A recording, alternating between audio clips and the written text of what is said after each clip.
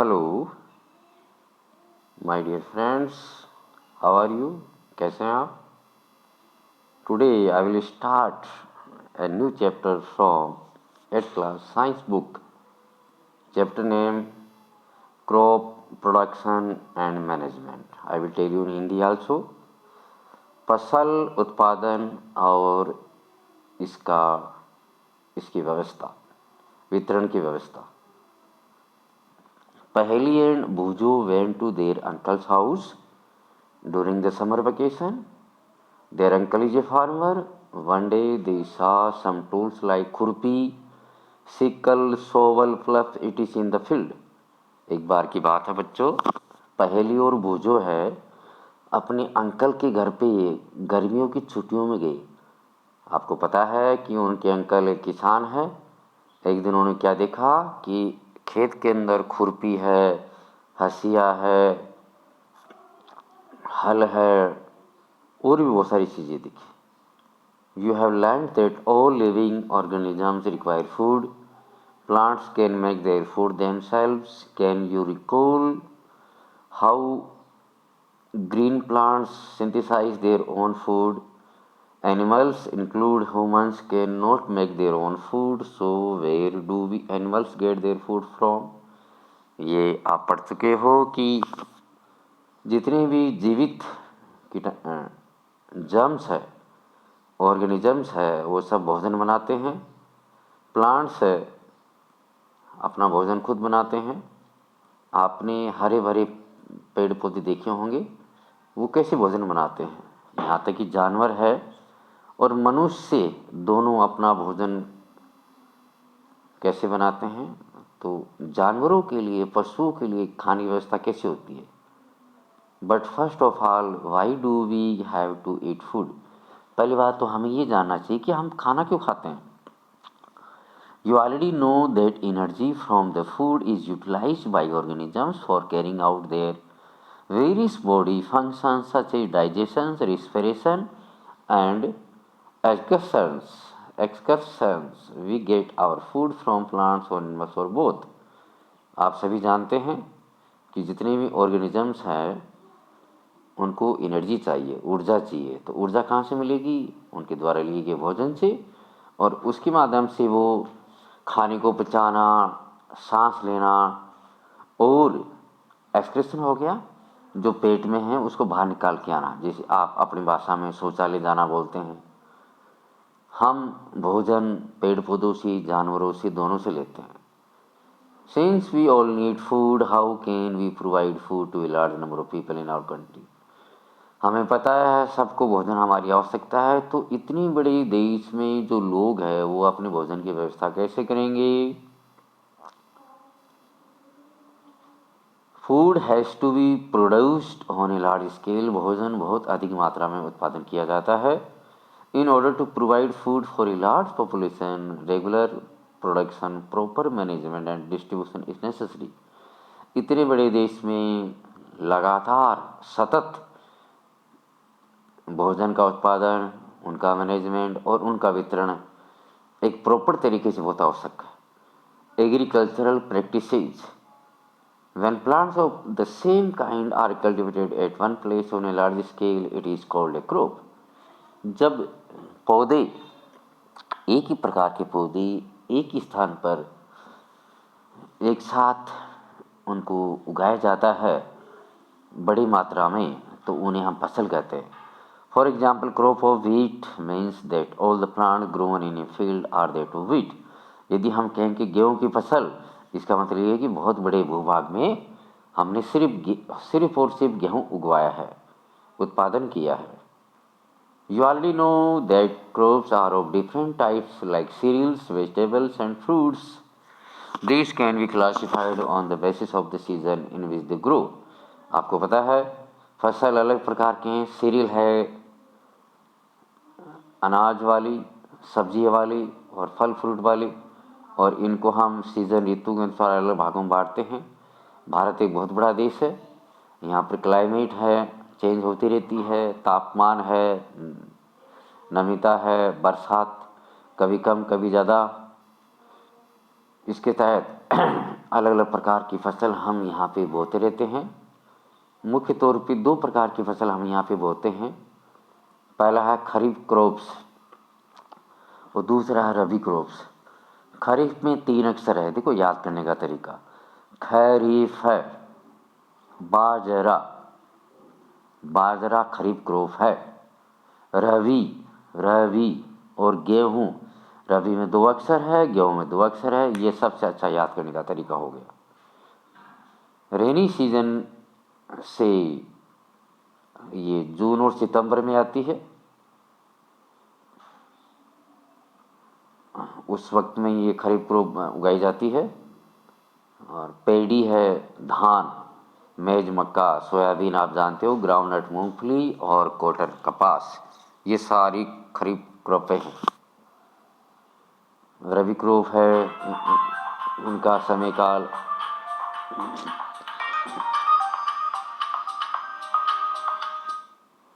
इनका समय काल अक्टूबर से मार्च के बीच में आता है। रबी क्रॉप्स है जिसमें गेहूँ है, चना है, मटर है, सरसों है और लाइन सीड है ये। इसके अलावा बच्चों हम दालें हैं, सब्जियां हैं, ये भी उगाते हैं। Basic practice of crop production. Paddy require a lot of water, therefore it is grown only in the rainy season. Paddy है धान है, जैसे चावल है, इनमें बहुत सा पानी चाहिए, इसलिए इनको हम हमेशा बरसात के समय में उगाते हैं। Cultivation of crops involve several activities undertaken by farmers over a period of time. You may find that these activities are similar to those carried out by a gardener or even by you when you grew ornamental plants in your house. These activities or tasks are referred to as agricultural practices which are listed below. Preparation of soil, sowing, adding manure and fertilizers, irrigations, protecting from weeds, harvesting, storage। तो पहला है preparation of soil. हम खेती बाड़ी क्या क्या उसमें क्या क्या करते हैं। तो पहले तो हम मिट्टी को तैयार करते हैं। दूसरा है सोविंग, बीज बोना। तीसरा है उसमें खाद और उसमें यूरिया डालना। चौथा उसमें है इरिगेशन, सिंचाई देना। प्रोटेक्टिंग फ्रॉम वीड्स, और जो अनवांटेड प्लांट्स है उनसे उनको बचाना। और छठवा है हार्वेस्टिंग, लावणी करना। और सातवां है स्टोरेज, उनका अन्न भंडारण करना। पहला है प्रिपरेशन ऑफ सॉइल। इसमें आपको पता है हम क्या करते हैं, जो जितने भी जो मिट्टी में जो जड़ें हैं जो बची हुई हैं फसलों की, उसको हम बाहर निकालते हैं हमारे ट्रैक्टरों के माध्यम से, और उसके बाद मिट्टी को हम बराबर करते हैं। हम उसको बराबर करते हैं। हाँ, तो मैं आपसे क्या बोल रहा था, सबसे पहले है हमारी जो मिट्टी है, भूमि है, सोइल है, उसको एक जैसा बनाना। Loosened soil helps in the growth of earthworms and microbes present in the soil. मिट्टी को हल्का बनाना, उसमें हल्का बनाने से क्या होता है, उसमें केंचुए हैं और छोटे मोटे जीव है वो मिट्टी में पनपते रहते हैं। ये जो ऑर्गेनिजम्स है ये किसानों के बड़े हितैषी होते हैं। उससे मिट्टी का उपजाऊपन बढ़ता है, उसमें नमिता आती है। क्या कारण है कि किसानों को ये मिट्टी लूजनेट चाहिए, मतलब पोली चाहिए। आपने देखा होगा अपनी गत क्लासेज में कि मिट्टी में मिनरल्स होते हैं, वाटर, एयर और कुछ प्रकार के लिविंग ऑर्गेनिज्म होते हैं। इसके अलावा डेड प्लांट्स में इसमें मिल जाते हैं। एनिमल्स है वो अपना गोबर वगैरह सब इसी में करते हैं, जिसमें सॉइल ऑर्गेनिजम्स होते हैं। इस प्रकार से जो डेड ऑर्गेनिजम्स है वो मिट्टी में मिलके मिट्टी का न्यूट्रिएंट्स, पोषक तत्व बढ़ाते हैं। इसके अलावा centimetres of the top layer of soil support plant growth. इसके अलावा मिट्टी का जो ऊपर वाला हिस्सा है जो सेंटीमीटर्स में होता है वो पौधों को आगे बढ़ने में हेल्प करता है। न्यूट्रिएंट उसमें खूब होते हैं। इस प्रकार जो पेड़ पौधे हैं वो जल्दी ही ग्रोथ कर लेते हैं। ये जो प्रोसेस है मिट्टी को उपजाऊपन बनाना, इसे हम इंग्लिश में टेलिंग और फ्लफिंग कहते हैं। ये आप सभी को पता है किस प्रकार से हम ये करते हैं, क्योंकि अधिकतर खेती बाड़ी सभी के घर परिवारों में होती है। जो हल है फ्लफ, वो लकड़ी और लोहे से बना होता है। यदि मिट्टी ड्राई है तो हमें उसमें पेड़ पौधे में पानी देना आवश्यक है, और हम हल चला के मिट्टी को उपजाऊपन बनाते हैं। It is necessary to break this crumbs levelling, क्योंकि हम बाद में इसको लेवलिंग करते हैं मिट्टी का, ताकि हम आराम से इसमें पानी डाल सकें। लेवलर चाहिए इसके लिए। कभी कभी हम इसमें खाद भी डालते हैं। खाद डालने से मिट्टी का उपजाऊपन आता है, मॉइस्ट उसमें बना रहता है। एग्रीकल्चर इम्प्लीमेंट्स, खेती बाड़ी के योग्य उपकरण, तो इसमें आपको सबसे पहले पता है कि हमें हल और खेती बाड़ी करने वाला किसान और फावड़े वगैरह सब चीज़ें। प्लप के बारे में आपको ज़्यादा क्या बताना, आप सब समझदार है, क्योंकि प्लप के हम आगे या तो घोड़े लगाते हैं या ऊँट लगाते हैं या बैल लगाते हैं। और मुझे उम्मीद है आप सभी ने खेतों में हल चलाया होगा, तो इसके बारे में ज़्यादा बात करने की ज़रूरत नहीं है। हम बैल भी, हम कई बार 2 भी बैल इस्तेमाल करते हैं। भैंसा भी हम कभी कभी कई जगह इस्तेमाल करते हैं। वैसे यह हल लकड़ी का बना होता है और उसमें नीचे लोहे का भी एक पार्ट लगा रहता है। हो it is simple tool which is use for removing weeds and for loosening the soil. It is a long road of would और आयरन। जैसे अपन कहते हैं ना दांतली, हसिया, ये उसमें आधा पार्ट लोहे का बना होता है, आधा लकड़ी का बना होता है। ये बड़ा मजबूत होता है और इसके माध्यम से हम क्या करते हैं वो आपको पता है। ये देखिए आप, आपके सामने है। ये प्रकार से ब्लेड की तरह काम आता है और इसके माध्यम से हम वीडिंग करते हैं। वीडिंग मतलब जो अनवांटेड क्रॉप्स है उनको हटाते हैं। तीसरा है कल्टीवेटर। आजकल कल्टीवेटर के तौर पे हम ट्रैक्टर काम में लेते हैं। उसके बाद में हो गया सोविंग, बीज बोना। जब मिट्टी तैयार हो जाती है, अच्छी कंडीशन में होती है, तब हम उसमें ट्रैक्टर के माध्यम से या हमारे हल के माध्यम से बीज डालते हैं। बीज डालने का तरीका आपको पता है, इसमें तरीके अच्छे होने चाहिए और बीज आप डालें तो हेल्थी बीज भी डालने चाहिए। ट्रेडिशनल टूल, परंपरागत जो उपकरण है उसमें तो हमारे बैल है, हल है, ये करते हैं। और आजकल का जो समय है वो आपको पता है, आजकल हम ट्रैक्टर और ट्रैक्टर के पीछे हम उपकरण उनको हम जोड़ करके उसके बाद हम सीड ड्रिल करते हैं। Nowadays the seed drill is used for sowing with the help of tractors। इनके माध्यम से हम करते हैं। ये आप सबको पता है भाई, आजकल क्या है, मॉडर्न ज़माना है और आजकल हम इनको सबको काम में लेते हैं। There is a nursery near my school. I found that little plants were kept in small bags. Why are they kept like this? उनको छोटे छोटे बैगों में से रखा जाता है। उसमें चिकनी मिट्टी होती है, चिकनी मिट्टी में पानी की नमी बनी रहती है ताकि पौधे खराब ना हो। Appropriate distance between the seed is necessary to avoid, हाँ ये भी आपको पता है भाई, 2 पौधों के बीच में एक प्रॉपर डिस्टेंस होना चाहिए ताकि भाई उनको उस पौधे को फैलने का अच्छा मौका मिले। Additional adding manure and fertilisers, इसके अलावा हम यूरिया खाद सब उसमें डालते हैं।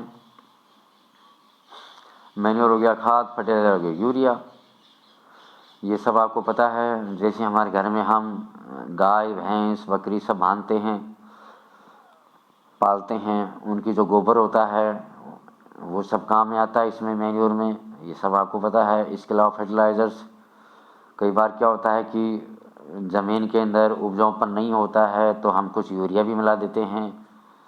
ये सब आपको पता है। फार्मर इन सब को काम में लेते हैं ताकि व्यवस्था बनी रहे। अब आप देखिए, did plants in all the glasses grow at the same, ये एक एक्सपेरिमेंट हुआ। एक्सपेरिमेंट के द्वारा आपने जाना कि किस प्रकार से कुछ बीज हैं ज़्यादा उगाते हैं पौधे के रूप में और कुछ कम उगाते हैं। ये पानी पर निर्भर करता है। फर्टिलाइजर्स वो केमिकल्स होते हैं, रासायनिक तत्व होते हैं, केमिकल्स जिनके माध्यम से हमें पौधों को आगे बढ़ाने में मदद मिलती है। जैसे एग्जाम्पल है urea, ammonium sulphate, super phosphate, potash, nitrogen, phosphorus और पोटेशियम। इन फर्टिलाइजर्स के यूज है अच्छे आते हैं। जैसे गेहूँ है, धान है, चावल है, मक्का है।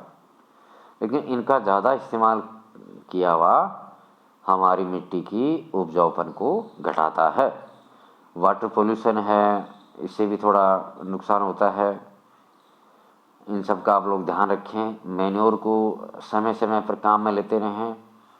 इसके अलावा एक दूसरा तरीका और है क्रॉप रोटेशन, फसलों का रोटेशन किस प्रकार से हो, ये सारी चीज़ें हैं।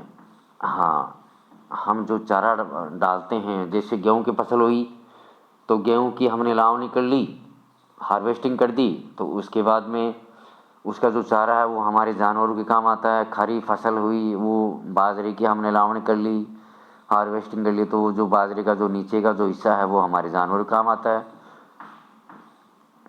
पिछली गत क्लासेज में आपने देखा होगा राइजोबियम बैक्टीरिया के बारे में आपने पढ़ा होगा। ये हमारी मिट्टी में एटमॉस्फेरिक नाइट्रोजन को फिक्स रखते हैं।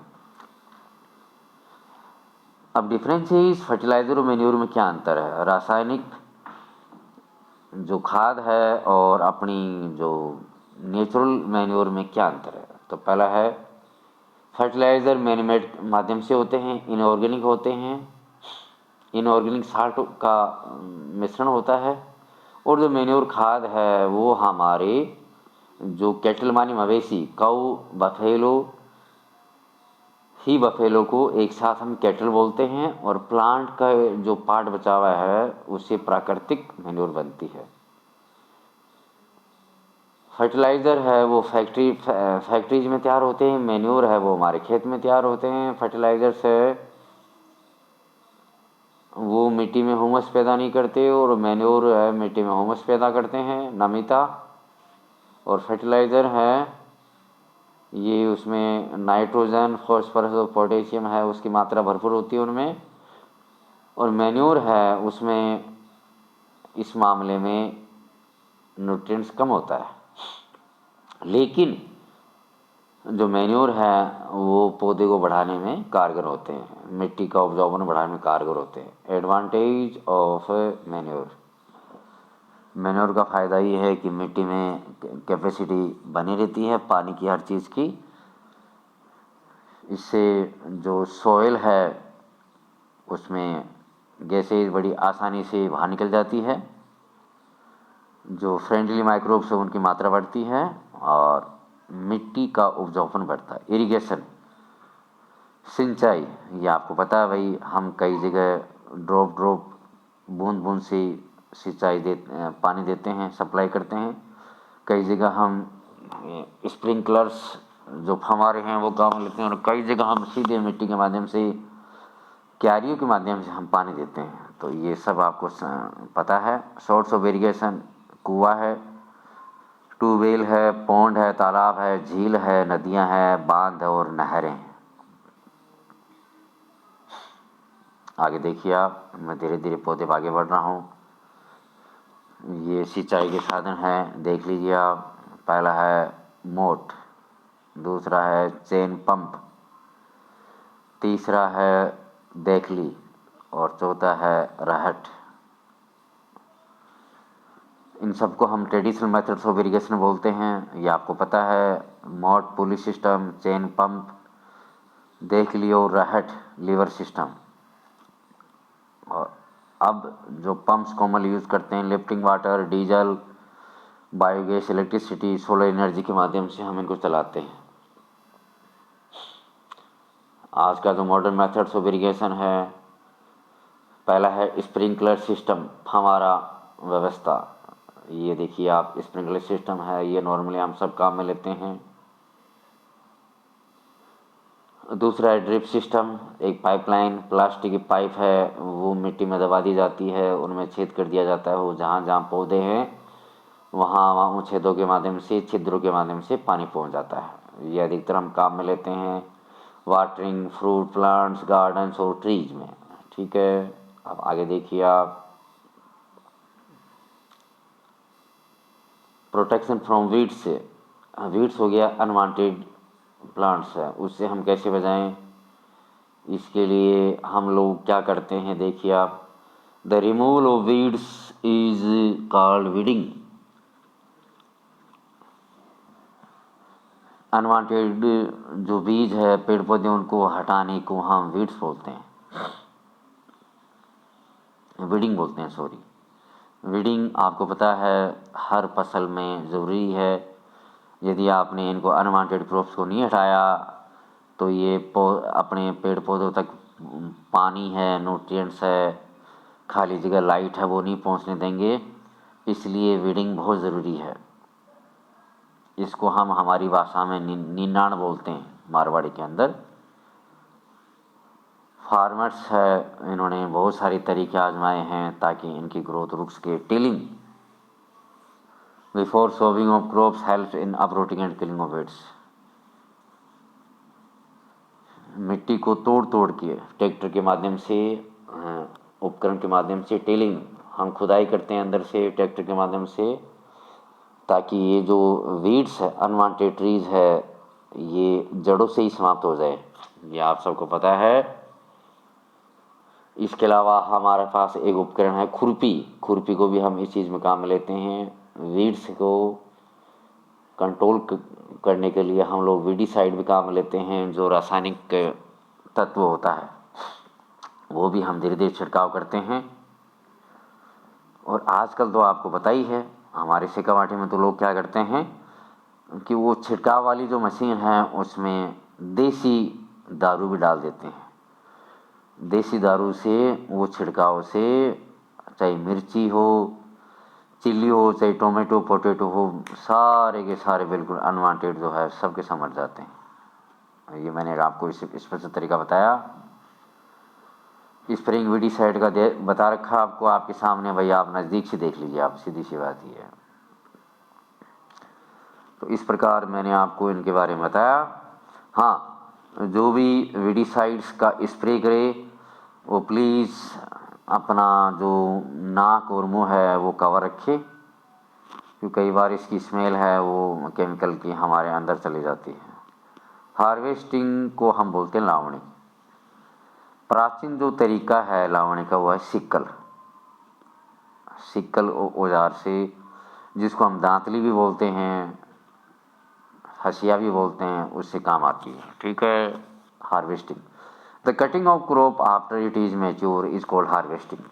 फसल की पक जाने के बाद जब हम फसल को काट लेते हैं, काटने की प्रक्रिया को हार्वेस्टिंग बोलते हैं। और ये नॉर्मली 3 या 4 महीने के बाद ये फसल को काटने में परिपक्व हो जाते हैं, फिर हम काट लेते हैं। कई जगह हम हसिया सिक्कल से काटते हैं और कई जगह हम थ्रेसिंग मशीन से काटते हैं इनको। ये देखिए भाई, थ्रेसिंग मशीन है, जिसको हम थ्रेसिंग मशीन बोलते हैं। लगातार ये कंबाइन, ये बड़ी मशीन है जो एक साथ कार्रवाई करती है। इसके बाद में हो गया विनोविंग। ये विनोविंग मशीन ये हो गई कि इसके माध्यम से farmers with small holdings of land do the separation of grain and chaff by winnowing. जैसे आपकी थ्रेसिंग मशीन होती है जिसमें भाई हम गेहूँ अलग कर लेते हैं, बाजरा अलग कर लेते हैं, उस प्रकार से ये चीज़ें हैं। ये आपने नोट किया।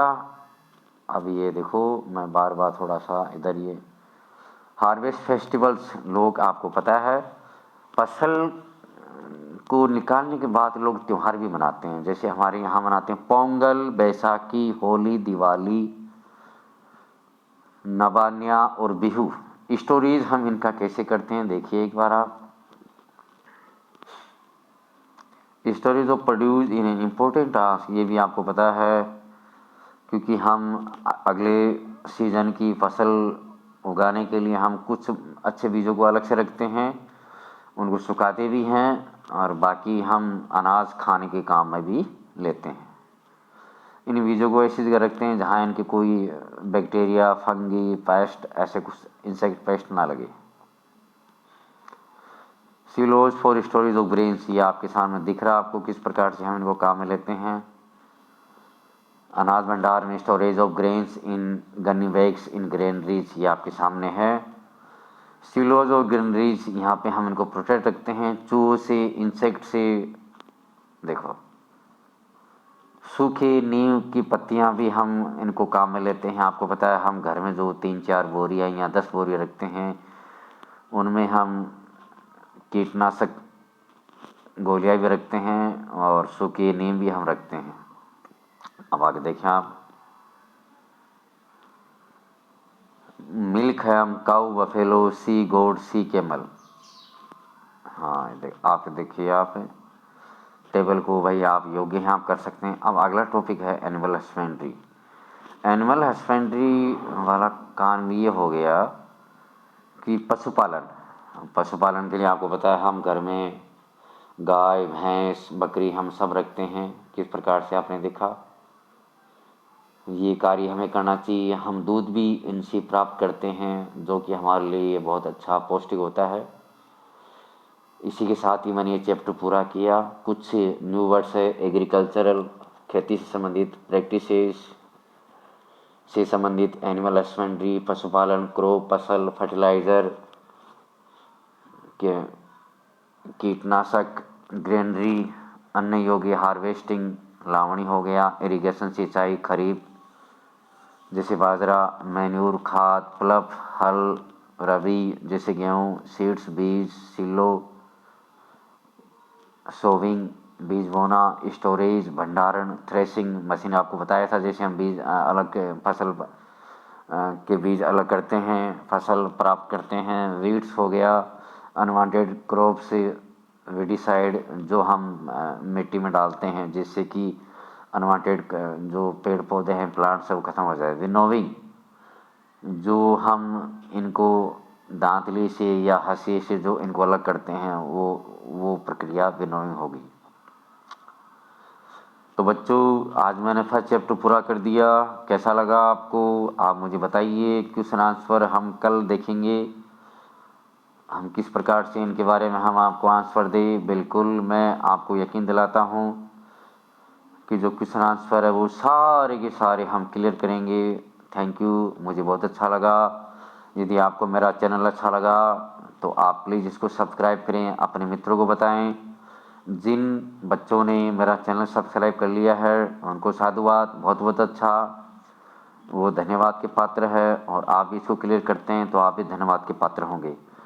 स्पेशली मेरा सब्जेक्ट 12th तक मेरी साइंस रही है, तो मैं 8th और 9th तक बिल्कुल मैं साइंस एक अच्छी वे में पढ़ा सकता हूँ, कोई दिक्कत की बात नहीं है। आप सब्सक्राइब करें। पहली बार मैंने कम से कम 10 वर्ष के पश्चात पहली बार मैंने साइंस को वापस शुरू किया है।